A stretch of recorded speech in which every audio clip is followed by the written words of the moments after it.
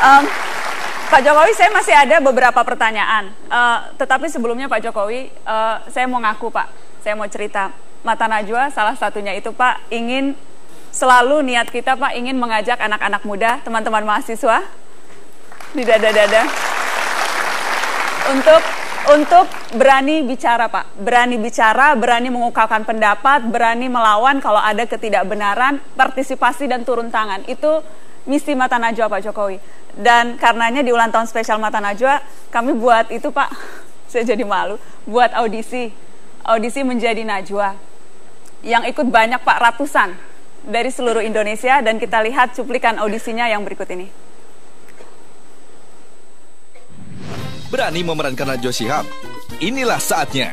Ikuti audisi menjadi Najwa. Let's go to the beach, eat, let's go get a wave. They say what they gonna say. Have a drink, clink, found a Bud Light. Bad bitch like me. Negeri terlepas dan menjajah.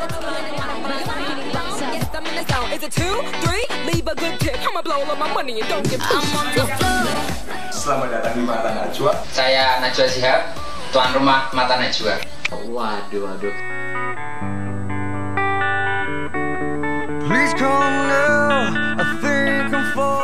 Sosok satu ini penuh kontroversi, justru mampu dijawabnya dengan lantang.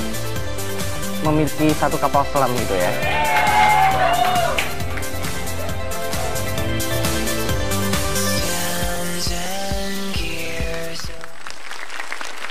Dan Pak Jokowi, malam ini sudah terpilih satu mahasiswa yang menjadi pemenang audisi menjadi Najwa, dan kita akan berikan kesempatan kalau Bapak berkenan untuk langsung mewawancara Presiden Republik Indonesia Joko Widodo. Bapak berkenan bersedia Pak?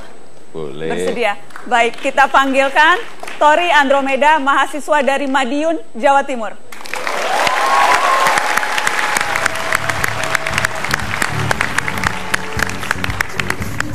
Silakan Tori, boleh salaman dulu sama Pak Presiden. Tori, baik. Nggak deg-degan kan? Enggak, santai aja. Padahal tadi ngakunya deg-degan. Silakan Tori. Aduh. Selamat malam Bapak Presiden. Selamat malam. Terima kasih. Terima kasih sudah bersedia saya wawancarai Bapak. Terima kasih untuk Mbak Najwa juga sudah memberikan kesempatan. Nama saya Tori Andromeda Bapak. Usia saya 22 tahun, mahasiswa Universitas Merdeka Madiun, Fakultas Ilmu Sosial dan Ilmu Politik. Kita lihat akhir-akhir ini teman-teman mahasiswa di luar sana banyak sekali yang mengkritisi kebijakan pemerintah yang pada akhirnya itu menaikkan harga BBM. Nah, apa yang menyebabkan pemerintah akhirnya menaikkan harga BBM di saat harga minyak dunia itu turun, Bapak? Yang pertama, anggaran subsidi BBM kita itu terlalu besar, sangat besar sekali. Bayangkan, kayak di dalam perencanaan tahun depan, itu subsidinya lebih dari 300 triliun. Kemudian coba kita lihat, dalam 5 tahun, anggaran untuk subsidi BBM 714 triliun. Untuk anggaran kesehatan hanya 220 triliun. Untuk anggaran infrastruktur membuat jalan, pelabuhan, jembatan hanya 570. Benar enggak? Artinya subsidi itu harus berpihak kemana? Kalau menurut saya, subsidi itu harus berpihak kepada yang tidak mampu. Subsidi itu harus berpihak pada yang belum sejahtera. Padahal subsidi BBM itu 72%, data yang saya terima, 72% itu dinikmati oleh orang yang memakai mobil. Mobil mewah. Termasuk mobil mewah. Plus motor. Baru hanya kurang lebih 10% yang masuk ke yang kurang mampu. Betul tidak? Keberpihakan ini yang ingin kita geser, kita alihkan dari sektor-sektor yang konsumtif, ya kan? Setiap subsidi itu setiap hari kan kita bakar. bensin itu kita bakar setiap hari dan hilang. 714 triliun hilang. Akan kita geser ke sektor-sektor produktif. Untuk siapa? Untuk yang tadi. Untuk yang belum sejahtera. Misalnya benih untuk petani. Ini belum kejadian, nanti masih tahun depan. Irigasi untuk petani, pupuk untuk petani, mesin pendingin untuk nelayan, modal kerja untuk usaha kecil, usaha mikro yang ada di desa-desa. Ini yang mau kita tuju. Jangan sampai setiap tahun kita hanya membakar 300 triliun, diulang-ulang 300 triliun, dan kita tidak melakukan apa-apa. Ini yang ingin kita lakukan. Jadi jangan sampai kita ini setiap hari boros, setiap hari tidak hemat, padahal kita masih memerlukan anggaran itu untuk hal-hal yang lebih baik, hal-hal yang produktif, sehingga kita ingin subsidi itu tepat sasaran.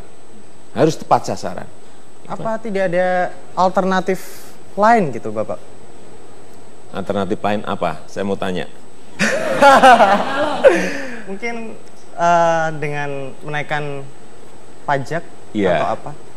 Tetap ya, tetap. Artinya tetap kayak tahun depan itu sektor penerimaan negara itu juga harus naik.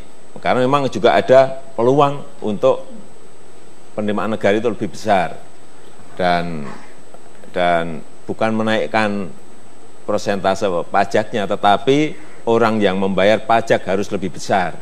Sehingga nanti angka penerimaan negara menjadi lebih gede. Tapi sekali lagi, ini adalah subsidi tadi, kembali ke subsidi BBM, ini adalah untuk hal-hal yang konsumsi, yang konsumtif. Akan kita balik ke hal-hal yang produktif, yang berkaitan dengan produksi, yang berkaitan dengan menghasilkan sesuatu. Itu. Tapi kenapa Bapak Presiden yang mengumumkan langsung gitu di istana? Ini kan menyangkut hajat hidup orang banyak. Sesuatu yang sulit. Dalam situasi yang sulit seperti ini, pemimpinnya harus hadir. Jangan malah menghindar.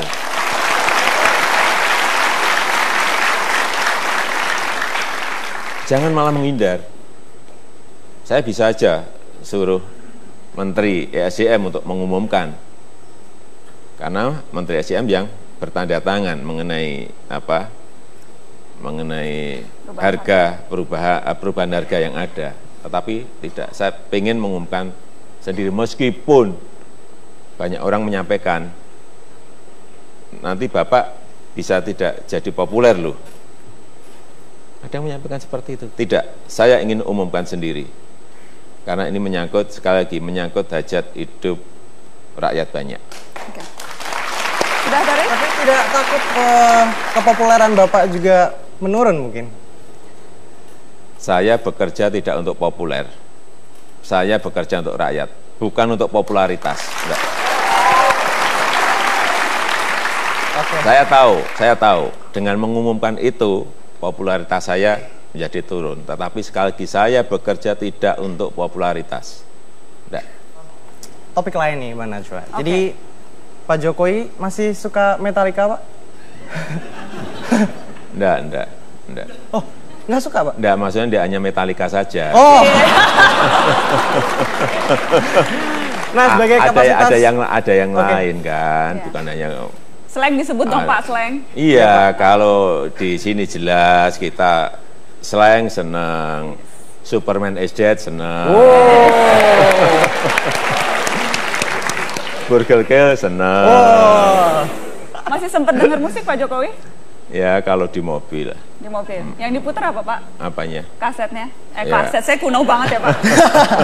Ketahuan 5 tahunnya ketahuan. Yang diputar apa biasanya lagunya, Pak? Kalau lagi suntuk, lagi kangen Ibu Iriana, yang diputar apa, Pak? Ya macam-macam.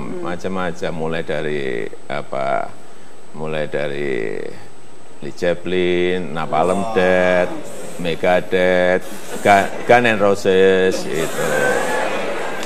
Ada yang mau ditanya, Tori? Tapi seberapa besar musik mempengaruhi Bapak Presiden sehingga sekarang menjadi seperti sekarang gitu, Bapak? Kalau musik Kalau rock itu ya. itu memberi semangat itu. Dan apa? Kalau drumnya pas itu mendobrak kelihatannya gitu. Kalau didengarkan tuh derak gitu langsung. Oke, baik. Terima kasih, Tori. Sudah mewawancara, kasih tepuk tangan hebat ya, mahasiswa kita berani berbicara dan berani bertanya ke Presiden Jokowi. Terima kasih. Terima kasih. Sudah memberikan kesempatan, Pak Jokowi. Terima kasih. Boleh, silakan kembali, kita boleh salaman sekali lagi. Ya, terima kasih Tori, silakan kembali. Bagi saya Mata Najwa itu tontonan yang betul-betul cerdas dan selalu menyajikan dengan perspektif yang sangat tajam seperti namanya Mata Najwa dan seperti hostnya yang sangat tajam.